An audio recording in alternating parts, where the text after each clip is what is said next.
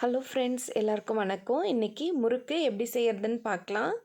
இதுக்கு நான் அரிசி ஒரு 4 படி அரிசி அளவுக்கு கழுவிட்டு ஒரு 1 ஹவர் ஊற வச்சுட்டு அப்புறம் காய வச்சு இது போல் எடுத்து வச்சுருக்கிறேன். 4 படி அரிசிக்கு 1 படி அளவுக்கு உளுந்து போட்டால் கரெக்டாக இருக்கும். முறுக்குக்கு நான் ரேஷன் அரிசி தான் எடுத்துருக்கிறேன். இப்போ உளுந்து பார்த்திங்கன்னா ஒரு படி அளவுக்கு எடுத்துக்கலாம். ஒரு படியும் ஃபுல்லாகவே போட்டு வறுக்காமல் ஒரு படியில் பாதி மட்டும் போட்டு கொஞ்சம் கொஞ்சமாக வறுத்து எடுத்துக்கலாம். வறுக்கும்போது உளுந்து ரொம்பவும் செவந்துடக்கூடாது. லேசான ஒரு வாசனை வரும்பொழுது ஒரு மிதமான சூட்டில் வச்சு தான் வறுக்கணும். கலர் ஃபுல்லாக சேஞ்ச் ஆகாமல் லைட்டாக ப்ரௌன் கலர் வரும்பொழுதே நம்ம எடுத்துடணும்.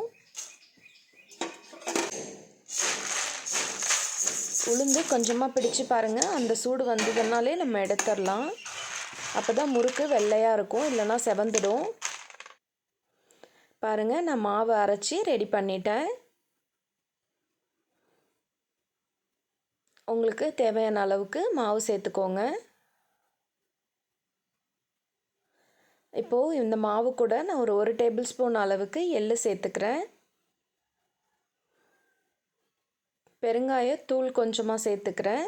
உங்கள்கிட்ட பெருங்காயம் கட்டி இருந்ததுனாக்கா கூட அது சுடு தண்ணியில் கலந்து ஊற வச்சுட்டு அந்த தண்ணியை சேர்த்து கூட மாவு பிசைஞ்சிக்கலாம். இது கூட நான் கொஞ்சமாக பட்டர் சேர்த்துக்கிறேன். சால்ட்டு உங்களுக்கு டேஸ்ட்டுக்கு தகுந்த அளவுக்கு சேர்த்துக்கோங்க. சுடு தண்ணியை நான் நல்லா கொஞ்சமாக சுட வச்சு வச்சுருக்கேன். ரொம்ப கொதிக்கக்கூடாது தண்ணி, ஓரளவுக்கு கதன்னு இருக்கணும். இப்போ அந்த தண்ணி சேர்த்து மாவை நல்லா பிசைஞ்சு எடுத்துக்கலாம். மாவு நல்லா இந்த அளவுக்கு சாஃப்டாக இருக்கணும். புழியிறப்பவும் நம்மளுக்கு ஈஸியாக வரணும், ரொம்ப டைட்டாக இருக்கிற மாதிரி இருக்கக்கூடாது.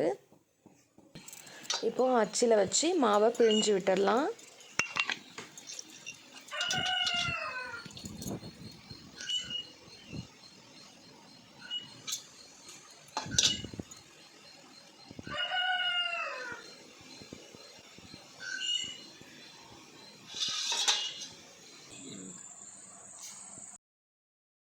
எண்ணெய் சூடானதும் முறுக்க சேர்த்துடலாம்.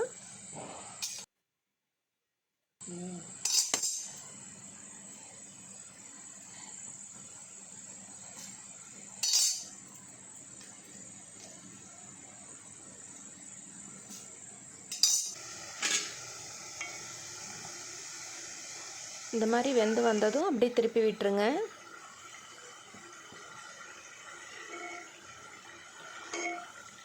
அவ்வளோதான், முறுக்கு நமக்கு இப்போது ரெடி ஆகிடுச்சு.